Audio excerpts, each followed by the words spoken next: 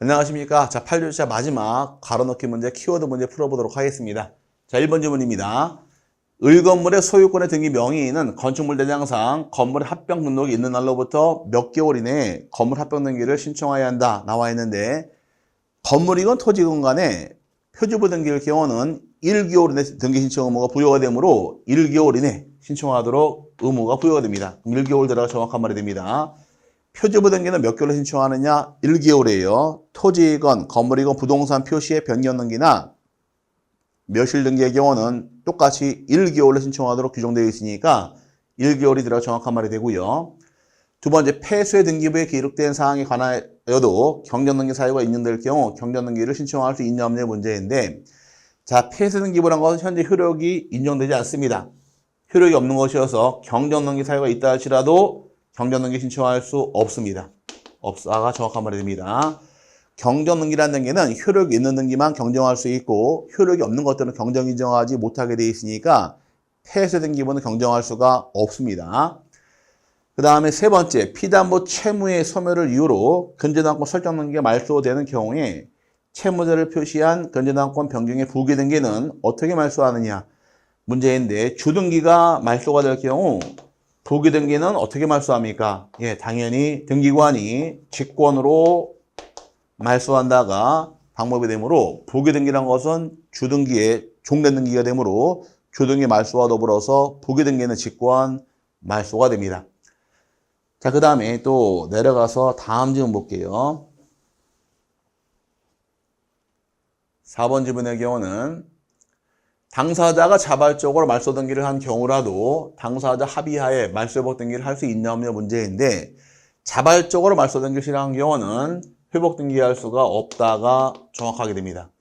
말소 회복 등기란 것은 부적법 말소가 된 경우 회복 등기하게 되어 있는 것이고, 적법하게 말소된 것들은 회복 등기할 수 없습니다. 자발적으로 말소했다는 얘기는 적법하게 말소한 것이니까 회복 등기하지 못한다가 정확한 말로서 없다가 들어가야 되고요.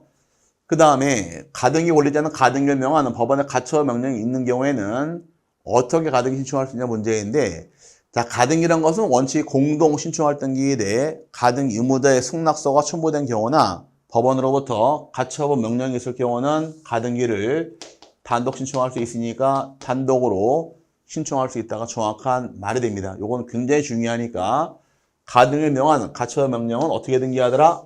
단독 신청한다 해서 꼭 정리를 하고 넘어가시길 바라고요.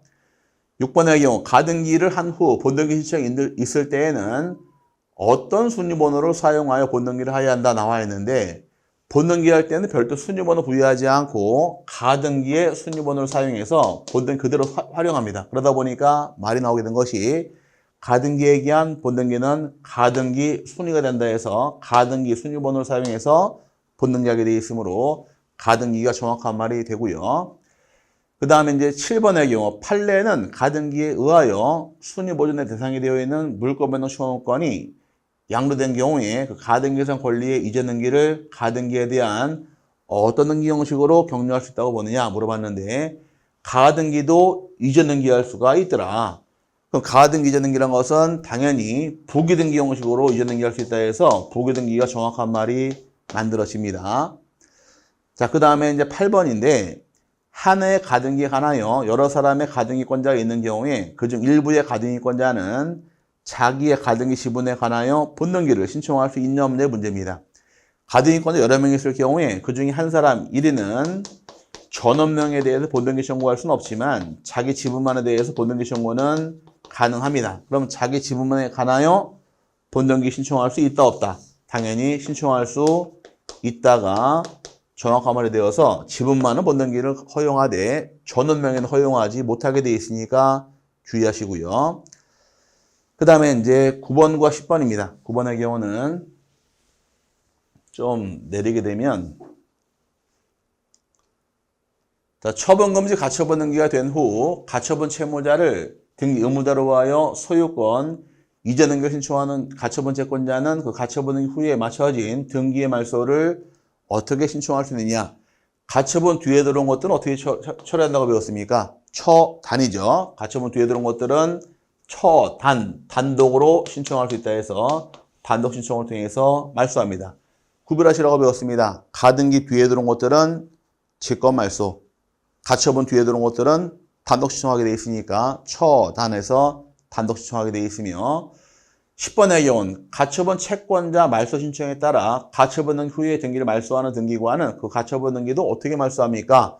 이때는 직권으로 말소합니다. 직권 말소 하회한다 해서 가처분 등기는 가처분 등기 중심으로 해서 가처분 등기 선순위 권리, 후순위 권리 세 개를 이해하시는데 가처분 채권자가 승소를 통해 등기 신청에 들어오게 되면 가처분보다 순위가 앞선 선순위 등기는 요거 말소가 안 돼요. 선순위니까.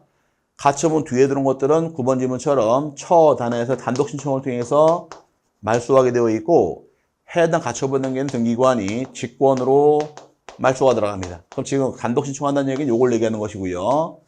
10번 지문 요걸 얘기하는 겁니다. 그래서 가처분 등기 말소 어떻게 할 것이냐? 직권 말소하더라. 가처분 뒤에 들어온 건 어떻게 말소하느냐? 단독 신청한다 해서 이 가처분 두 개가 중요한 것이다 라고 배운 게 있으니까 두 개 잘 눈여겨서 봐놓고 넘어가시길 바랍니다. 여기까지가 8회차 이제 키워드 가로넣기 문제 풀어봤는데 이 외에도 우리가 봐야 될 내용들은 요약집과 문제들이 많이 있으니까 열심히 보시면서 공부하시면 실력 향상에 도움이 될 겁니다. 열심히 공부하시고요. 다음에 또 뵙겠습니다. 감사합니다.